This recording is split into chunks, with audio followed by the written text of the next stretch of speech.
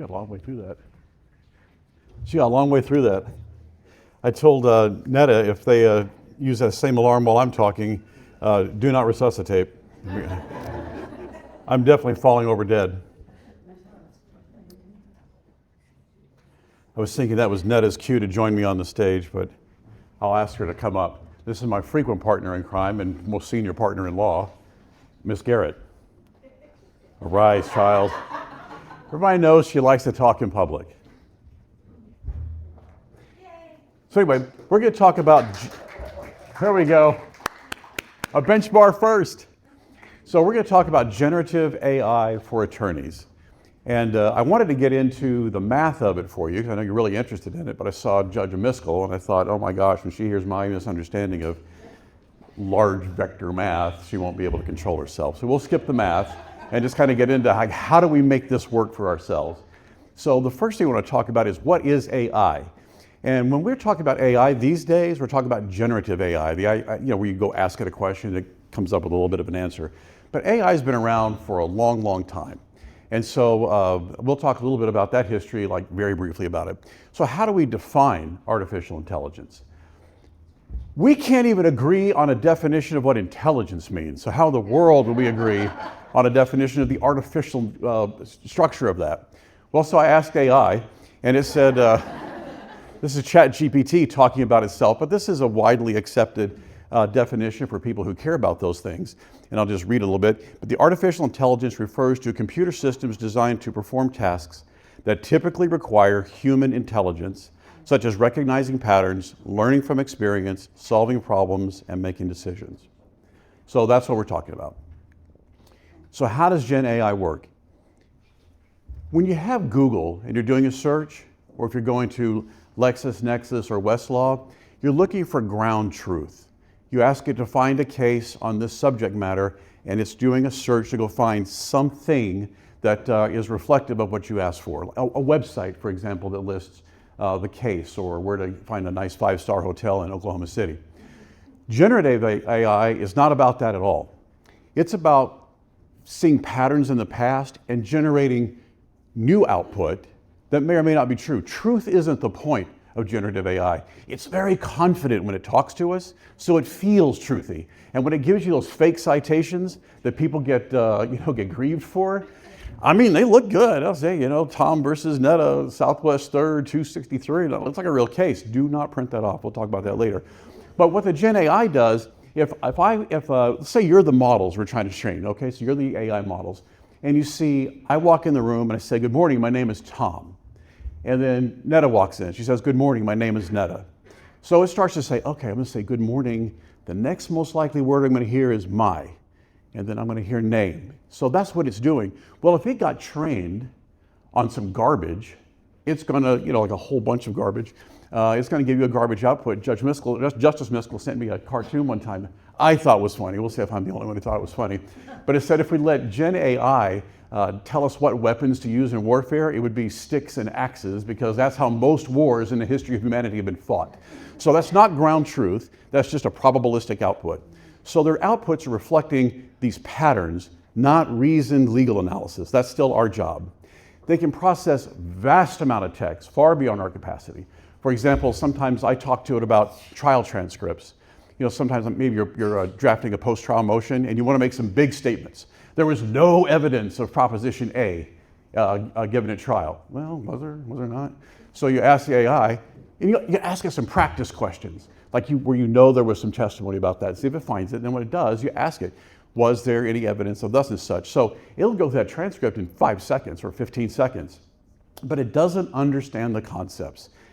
It feels like it does, and when you're talking to it, it seems competent and empathetic. It is none of those. It is just a formula. So AI has been around for a long, long time, and it's always failed. The projects have always been just debacles. But now, of course, it's become commercially popular and quite successful. Everybody's claiming paternity of it. So this QR code will take you to a TED Talk by a guy named Kai-Fu Lee. And Kai-Fu Lee is the reason we can talk to our iPhones now. He invented what became Siri. And so the artificial intelligence to take the sound waves that go into a phone and turn that into some sort of actionable insight for the phone to follow up on. So when he talks about AI and how it works with people, he has this continuum of optimization versus creativity. For example, some jobs, you want to optimize those jobs. Like if you're on an assembly line, putting rivets into a car. You don't want somebody being creative about that. You always put a rivet right here. You don't think about how the fender feels about it, you just do it. So those are the optimized jobs. And then creativity is where we need somebody to say, well, is that appropriate here? Or is there another way to do it or a better way to do it? And then another continuum he talks about is the amount of compassion needed. And when he says compassion, he's not talking about, crying for people, but understanding that there's a human being on the other side of our decisional process, and how much understanding of that do you need for the task at hand. So some examples he gives, you've got like a customer support person. We know those are highly optimized jobs and they have no compassion. We know that. We've all called the line before, right?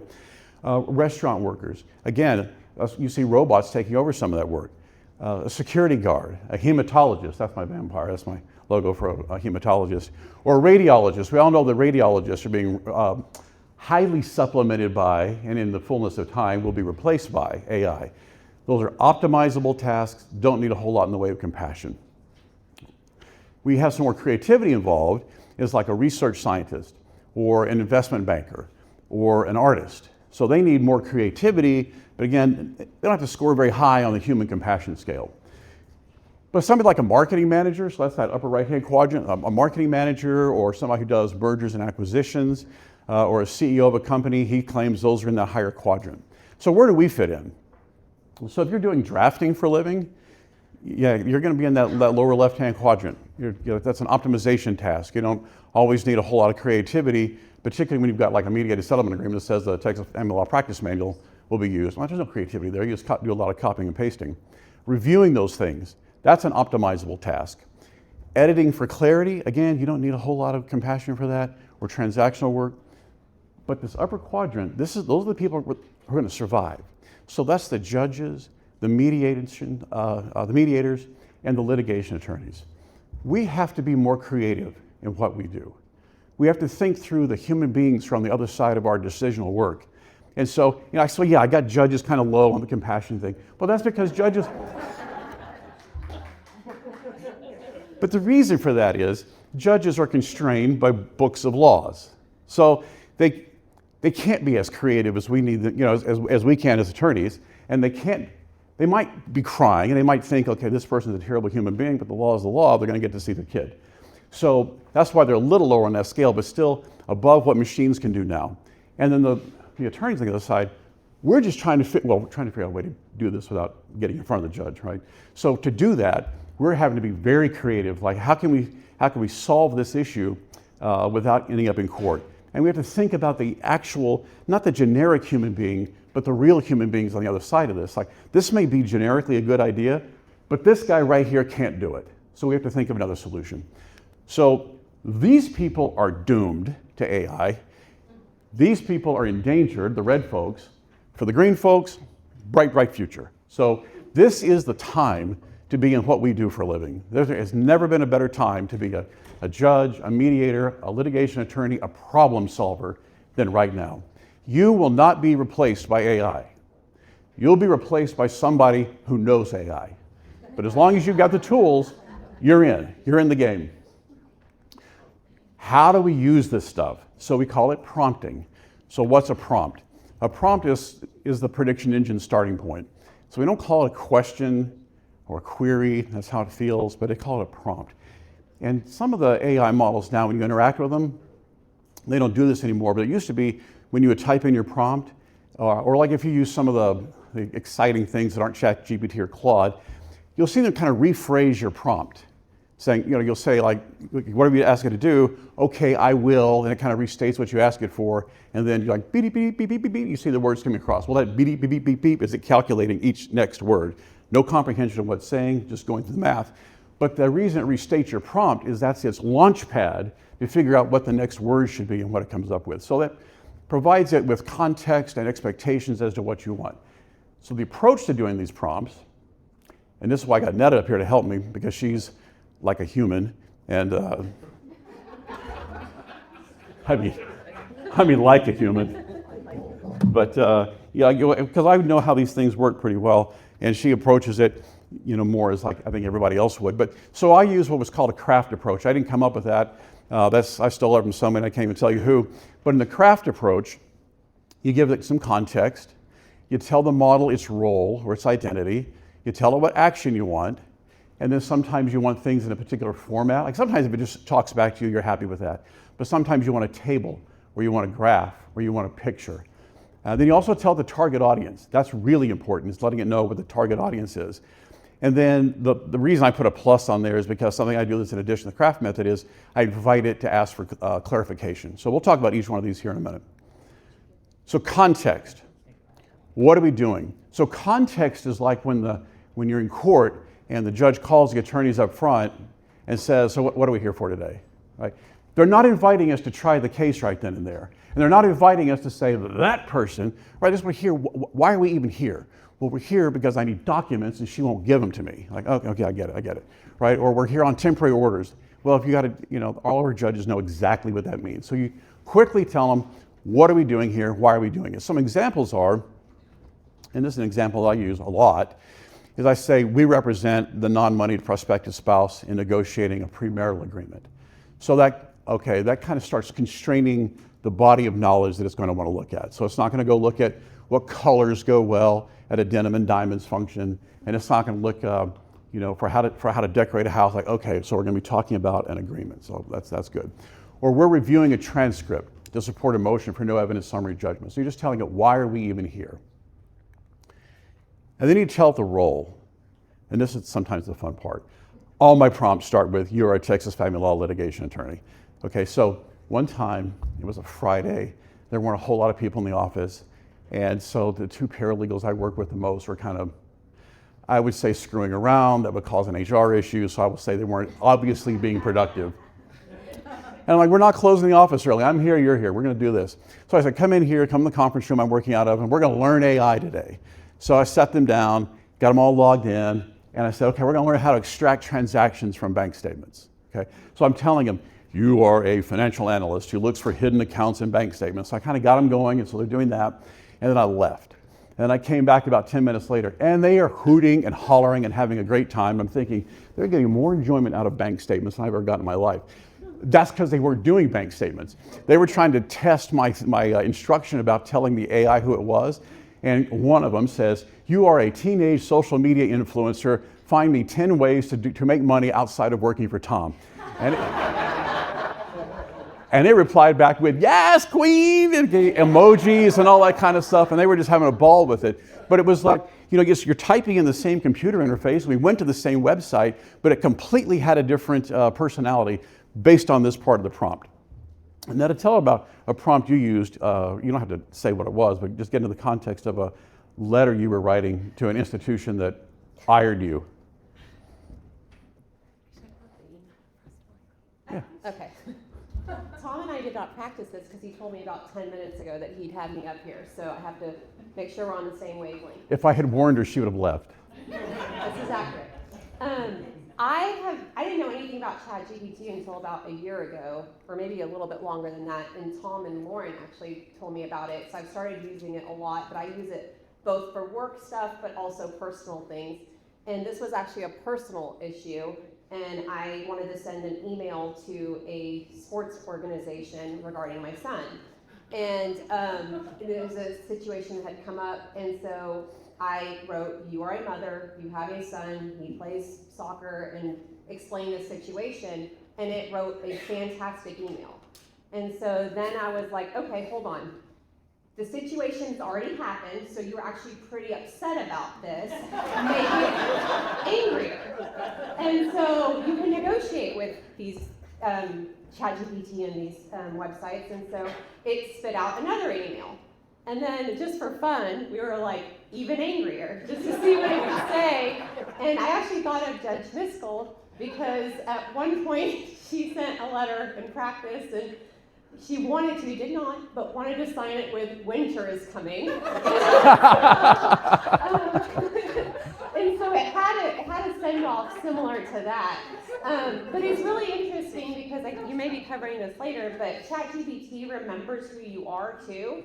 So if you come back later and you're like, hey, I'm going to spend a week in London, come up with an itinerary, it will say, as I remember, your son plays soccer, so therefore go to a Manchester United game, or something like that. And you're like, I didn't even mention soccer in the last year that I've been talking to ChatGPT, but it remembers things about you. So that's just an example of a prompt. But. No, I like that. And of course, it also remembered that she's an angry traveler. So that was just a funny prompt to me, angrier. So that's kind of my mental meme for Netta all the time. So the next thing, so you kind of get into the action of it. So this is where you're explaining, okay, here's our context, here's who you are, here's what I want you to do. So what I want you to do is you say, I have attached a draft of a premarital agreement. Please analyze it carefully. And after you've analyzed, draft a section by section summary. Okay, so it'll go do that. Or you can say, please write the following email to opposing counsel in a manner that's direct, stern, yet unlikely to result in sanctions if shown to the judge. So you paste in your draft. So the cool thing is, on that draft, you can go to town. You can type in stuff that, you would lose your job over if it got out. But it's going to say, okay, well, you don't want to be sanctioned, so that's a constraint that I will apply to the new draft. You can say something like, and again, I'm sorry, this is also family law oriented, but that's all I do is family law. So just kind of imagine how this would work in your own practice if this isn't what you do. But so we have these possession orders in Texas family law, and they cover every second of a child's life until they turn 18, like every conceivable second. And so we love that. As the attorneys, we love that. And I think the judges like it because then we can tell, with that level of specificity, we can tell if somebody's violating the order or not. But clients get that, and they're like, well, who gets the kid Friday before Thanksgiving? Like, it's right there on page 96 of the possession order. Like, and so you can go to it and you can tell this, like, you upload the possession schedule or the whole divorce decree or SAPSR order, and you tell it to review it carefully. And then I also put in like the school calendar, so if the kids are going to Plano ISD, I will put in, sometimes I have to type it in if I can't cut and paste it, but I'll tell it when Thanksgiving starts or when they get out for school or when spring break starts, that sort of thing. And tell it to do it day by day. So mom has the kid beginning this date at this time, ending this date at this time, and it'll just generate a whole schedule, which then you can feed into other software like Google Calendars or something like that, and they'll create a little calendar that shows you second by second. And if your client can't understand that, that's when we refer them to Judge Duff's court. But once you have that kind of a grid out there, almost anybody can follow that. So, format. You don't always have to give it a format. Sometimes, like when Netta was fighting with the soccer group, she didn't need she wasn't really fighting with. Fighting implies that there was like a match. There wasn't a match. There was an attack and a capitulation. So, but if anybody thinks it was Netta who capitulated, you don't know what you're talking about. But anyway, but sometimes format is important, and so you want to tell it, output it in this particular format. So, all right, this is kind of a geeky thing, but there's a thing called Markdown, and that's just where you just kind of type and put like hash marks for like a level 1 heading in Word or 2 hash marks for a level 2 heading, and you've got this perfectly intuitive way of laying out a table in it. But you can tell it, like, give me the output in this format, and it'll do it. Sometimes you can say, give me a table, and it'll do it. But if you have something more complex you want it to output, tell it exactly the format of what you want. And sometimes we want the same information in 2 different formats. I'll show you an example of that later. So I got this little circle writage. I really wish I wrote that program, but I didn't because I pimp it constantly. She told me not to use that word, but that's what came to my mind. So writage, what it does, it's an add-in to Microsoft Word, and it feels like it's free until like day 31 when you're trying to use it before you go to court and find out you got to pay $30.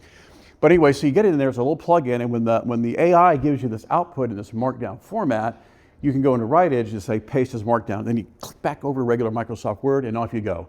But it's a really easy way to get richer formatting if you're, like my prompting is lazier.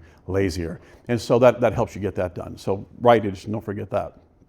Target, who is the output intended for? So this is where you can tell it, A judge is going to probably read my email, so protect me from sanctions. A client with a high school education is going to be reading this thing, or the premarital agreement outline, so give it to them at that level. And it's not that the clients have the high school education, they just seem to have that level of competency when they walk in and start asking questions sometimes.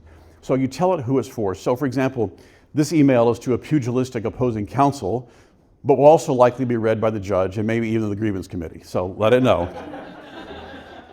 Or the outline of the premarital agreement needs to be professional, yet understandable by a layperson with a high school education. Because you don't want it to, it's thinking, you're a lawyer and I'm reading a complicated document, let me output a complicated result. No, I don't want that, I want a simple result. Or the calendar entries are going to be provided to a client so that he knows exactly when to pick up and return the children. So just kind of tell who the target audience is. And then this is important if you're asking it to do something that's very complicated. You don't always have to do this. But you invite clarifying questions. So sometimes my prompts, and I'll show you an example of one later, they're very, very long. So it's as if you're sitting down with an associate, like, what's the guy from Suits, Mike, is that his name? Like the little genius guy who reads 7 boxes of documents in one night, and we break it open tomorrow. So that's ChatGPT and Claude, they're like that. So they can do all that, but you've got to talk to that associate who has no experience, the brilliant associate with no experience, and you'll lay it out to them in a lot of detail. And so if they have to take multiple steps, or there might be some ambiguity in what your instructions are, you tell it, please ask any clarifying questions you may have before you begin your analysis and before generating any output. And it'll go through, and some things that you think are perfectly clear, it'll say, well, did you want A or did you want B? And it'll give you a numbered list of questions if it has any questions. When you're answering those questions, type the number 1 and then give it the answer. And then that whole shift enter thing, for the love of God, don't just hit enter, because that's when it gobbles up your text and thinks you skipped the other questions and it can just take a guess. So don't do that. Hit shift enter and number 2, give it the answer. Number 3, give it the answer. And then it'll take that and that'll have a richer outcome for you. So let's talk about some recipes. Let's say live demos are for daredevils. Yeah, we don't do live demos. So different models will give you different results. When I say models, I mean like vendors. Like ChatGPT will give you a slightly different, well, every time you ask a question, you get a slightly different output. Remember, it's doing some kind of random number stuff. But ChatGPT will give you different answers than Claude, and Claude will give you different answers than Gemini. And those will all give you different answers than some of the less commercially pushed models out there that hopefully you're not using. They're fine, except that they're tricky. So just remember that. So letter to a client. So here's an easy one. So I was talking about the craft medic, context, role, action. Okay, that's not exactly how I do them. All the content that I put in the prompt is that way, but I just always start with the role. So that's just how I taught myself. But anyway, you're a Texas litigation attorney. I should have a function key for that. You represent Jane Doe, a prospective spouse. The client is taking a stupid, short-sighted position. Because again, you can go to town when you're talking to this thing. It's the most discreet assistant you will ever have. It'll never rat you out. You explain the purpose of a prenup is to simplify matters at the divorce, not to make them worse. But also, but I don't want to piss off the client. I don't want them to walk away. I really want to help this person out, but help me draft a letter. So it comes back, and dear Ms. Doe, I appreciate the trust you've placed. I wouldn't even start with that, but it starts with that. And so it'll gently walk them through after reviewing your proposed position regarding mixed community and separate estates. I feel obligated to share some important concerns about this approach. And even just reading that might make you take over and type a better letter than well, I'm just talking to myself, I guess, a better letter than I was gonna write, because I was gonna write something kind of rough. So when it comes back, and it'll give you a long letter, okay? So sometimes when we're giving it the audience, also tell it what you want in terms of brevity. So when you get it'll do a letter this long, like, I get it, and nobody gonna read that, so TLDR, let's get it shorter. So tell I need this in 2 paragraphs, I need this in 10 sentences or something like that. So this letter goes on and on and on. I'm not gonna make you read it all. I'm not gonna read it again either. I've got a QR code where you can get this whole presentation later if you wanna look at it. So here's a little more complicated one, drafting an affidavit from a client's email. So you get in on Monday morning to work, and the client has sent you an email over the weekend. If you're Netta, you read it over the weekend and asked me about it. And if you're me, you see it on Tuesday. But either way, they send you the email and they say, the kids were over at his house last night, and here's all the things that happened. Or he came over to my house, and here's all the things that happened. And it's like, Well, the first thing you got to do is start turning that into some sort of narrative that a judge can digest and find actionable insight within there. So I'll go in there and say, here's the email, blah, blah, blah, and then he blah, blah, blah. Then here's my prompt. You're a Texas family law litigation attorney representing an applicant. So here we got the context. And then I tell down below, if you do not have all the information you need, please insert blanks for the client to fill in later. Don't skip creating placeholders. Sometimes there's some commercial reasons for this, but sometimes these models will get tired, it feels like, and just start truncating their output. So sometimes you tell them, don't do that. Or if it doesn't have a detail, it's like, okay, but important to you, it's not important to me. So tell them, no, there may be things that are missing here, and put me in a blank to show me where to get those filled in. So, like here's the email from the client. So my ex, Jason, came to my house and started banging on the door. I have a video of him from my Ring camera. He was clearly drunk or high or both. I yelled at him through the camera to go away, and eventually it appeared that he did. However, when I went out back to take the trash out about an hour later, he sprang from behind the car, started screaming at me.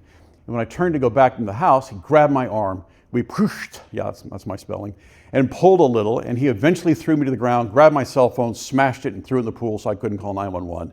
Eventually, my neighbor heard the racket, came over and scared my ex, and so I ran away. Okay, first of all, we should get narratives so sequential from clients, but let's just pretend we do. It comes back and it drafts this affidavit, and it realized, okay, I didn't tell it who the client name was. Well, I don't tell AI my client names, and you shouldn't do that either. So it puts in a blank, and I never told it the address, so it knows I need to. That'll be some context that maybe somebody who's deciding whether or not to sign an emergency protective order would want to know. Name the person, and then see, I didn't tell the nature of the relationship. I said it was my ex in the email, right? But I didn't say if there was a dating relationship or former spouse. Well, that's all part of the statute that the judge needs to be thinking through. And so this is prompting me, hey, this is some information you didn't give me. You're gonna need to fill this in, so when the judge goes to look at it, they've got the information they need to make a decision. So this is a great way to start with an affidavit.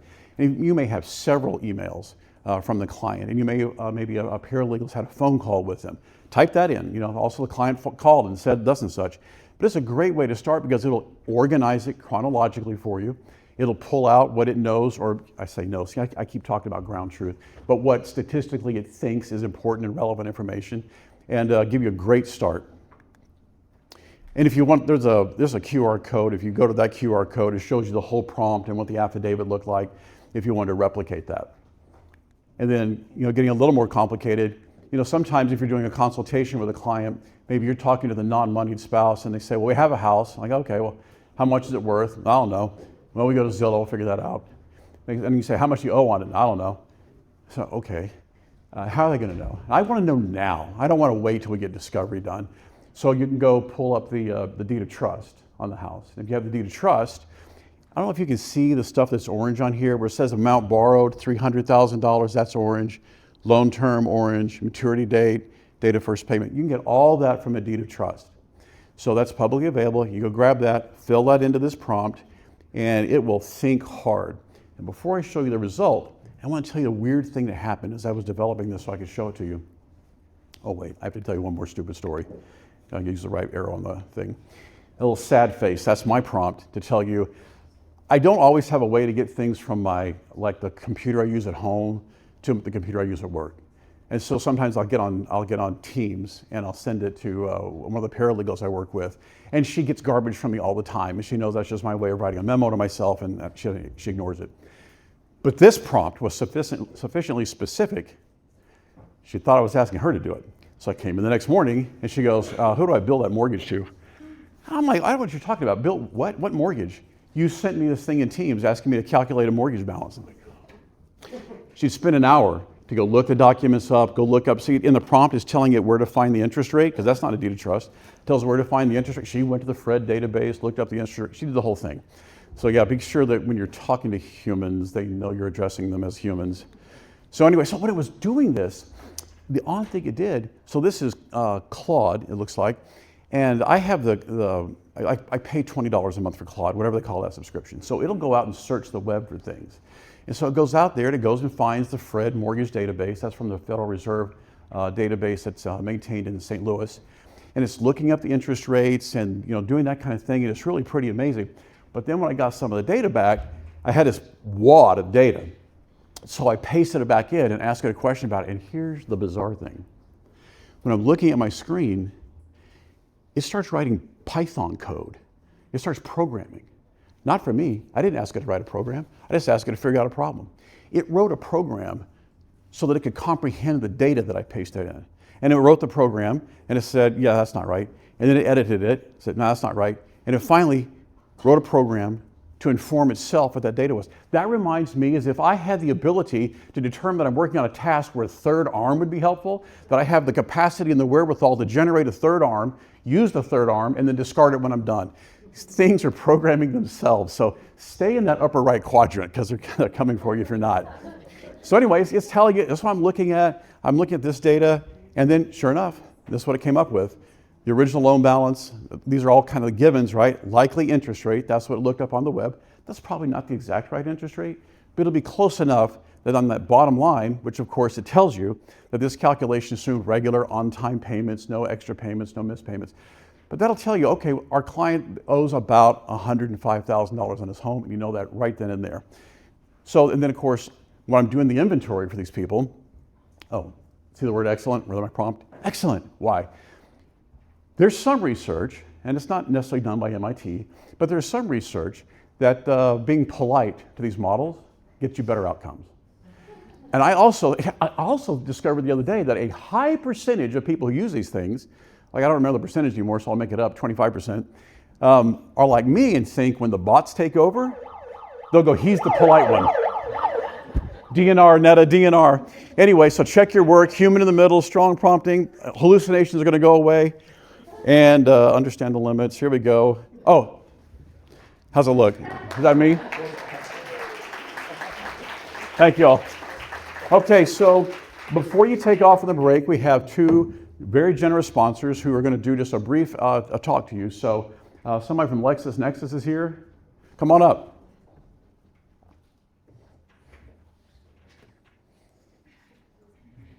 Tom, what did you say when the bots take over? What is the interruption? What's that? You said when the bots take over and then you interrupt them. Oh, yeah, when the bots take over, you want them to remember you as the nice one. Okay?